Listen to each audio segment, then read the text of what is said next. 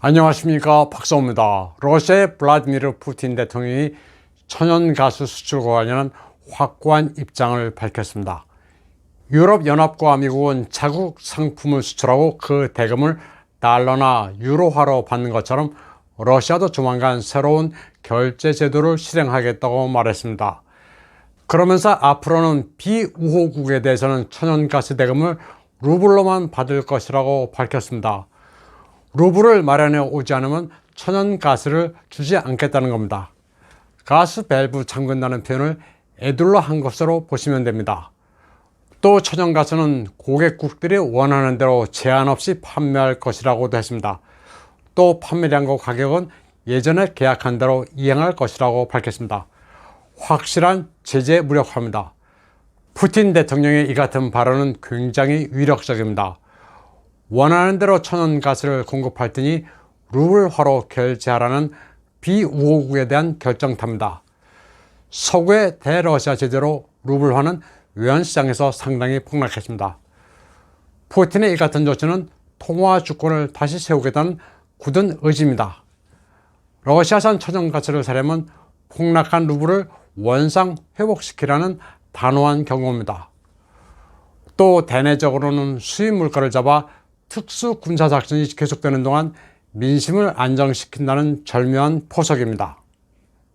러시아발 에너지, 식량난, 통화 전쟁에 먹구름이 짙게 들이고 있는 가운데 엔저로 인한 악성 인플레이션을 가장 걱정하는 나라가 일본입니다.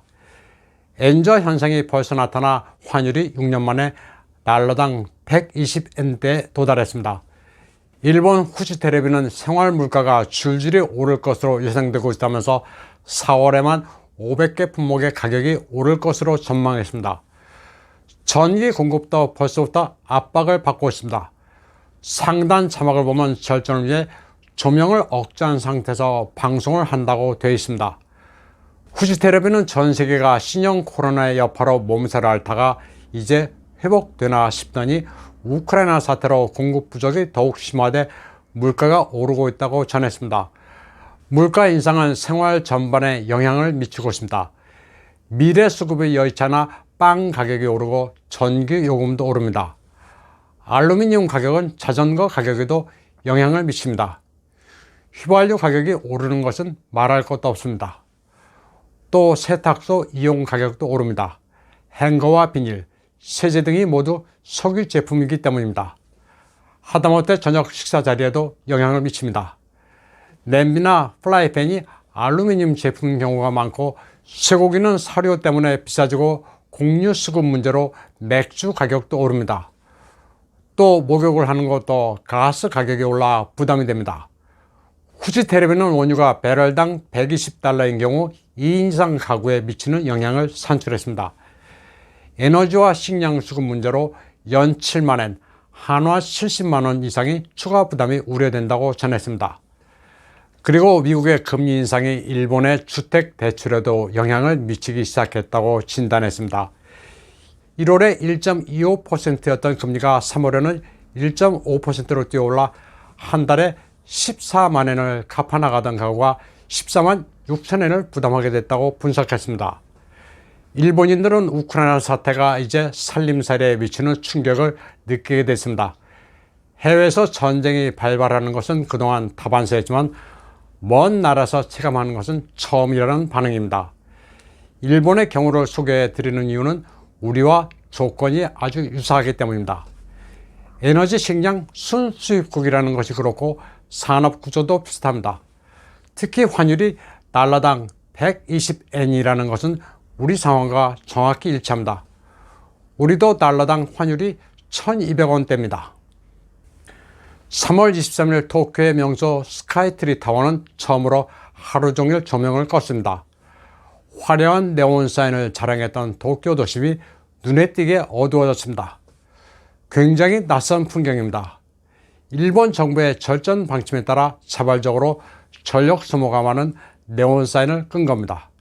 지난주 지진으로 화력발전소 몇 곳이 손상된 데다 날씨도 흐려 태양광 발전이 제대로 작동하지 않았습니다.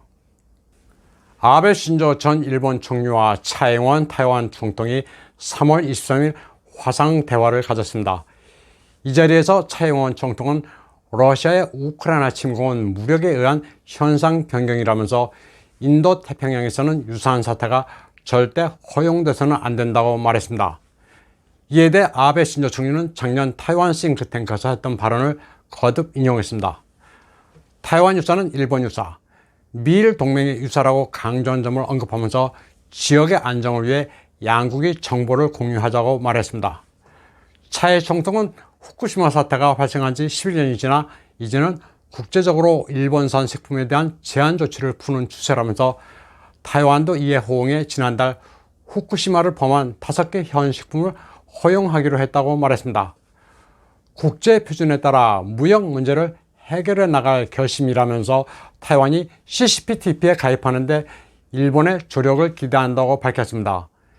이에 대해 아베 신조 전 총리는 자신이 총리였을 때 CCPTP를 발족시켰다면서 현재 영국과도 교섭이 진행 중인데 타이완도 협정 조건을 충족해 조속한 시일 안에 가입하기를 기대한다고 말했습니다. 아베 신조와 차이잉원은 일본이 백신을 지원해주고 타이완은 마스크를 지원한 일을 언급하면서 어려울 때일수록 우위를 지속해 나가자고 말했습니다. 아베 신조 전 총리는 또 얼마 전 3.11 동일본 대지진 11주년을 맞아 당시 타이완 국민들이 지원해준 데 대해서도 감사해 생각한다고 말했습니다. 타이완은 요동치는 국제정세에 심리적으로 영향을 상당히 받는 나라입니다. 홍콩이 중공으로 넘어갈 때는 제2의 홍콩은 타이완이다. 미군이 아프간에서 무작정 철수할 때는 제2의 아프간이 타이완이다. 그리고 이번에 우크라이나 사태가 발생하자 타이완이 제2의 우크라이나가 될 수 있다는 공포가 대단합니다. 차이 총통과 아베 전 총리의 화상 대화를 지켜본 추구어정 타이완 국방부장도 소회를 밝혔습니다. 타이완은 스스로의 힘으로 지킨다는 원칙이지만 일본이 지원해 준다고 하니 더욱 낙관적이라고 말했습니다. 아베 신조 전 총리와 차이잉원 총통의 대화에 중공 외교부는 크게 반발했습니다. 타이완은 중공의 일부분으로 거기에 총통 같은 것은 없다고까지 비판했습니다. 중공은 흔히 타이완 총통을 타이완 지구 영도라고 부릅니다. 중공 외교부 왕원빈 대변인은 우크라이나와 타이완은 케이스가 전혀 다르다면서 일본이 민진당의 타이완 독립 세력과 작당을 하고 있다고 말했습니다. 타이완은 일본이 관여할 문제가 아니라면서 중공과 외교 관계가 있는 나라는 타이완의 국제기구 가입을 부추기지 말라고 비난했습니다. 한편 타이완에서는 우크라이나 분쟁의 전운에 따라 제블린 사수 양성에 주력하고 있습니다. Fire and Forget 방식으로 전체 장갑이 가장 얇은 윗부분을 공격하는 제블린을 타이완도 다량 보유하고 있다는 사실에 자신감을 가지고 있습니다. 제블린 발사 시뮬레이터를 동원해 목표 추적과 락온, 발사 과정을 교육하고 있습니다. 실탄 훈련을 하기에는 단가가 비싸기 때문입니다. 훈련 시간은 총 136시간으로 스크린의 실제 전장 상황을 재현해 무기에 익숙하도록 하고 있습니다. 전차 킬러로 불리는 제블린은 유효 사정거리 2500m에 적외선 유도 방식으로 진지를 옮겨가며 장전해 발사할 수 있습니다. 제블린은 타이완군이 상륙해오는 중공군의 기갑 전력을 공격하는 대전차 미사일입니다. 타이완은 우크라이나에서 제블린이 위력을 발휘하는 것을 보고는 2023년과 2024년에 각각 200기씩 모두 400기를 추가 구입할 방침입니다. 오늘 방송은 여기까지 하겠습니다. 시청해주신 여러분 감사합니다.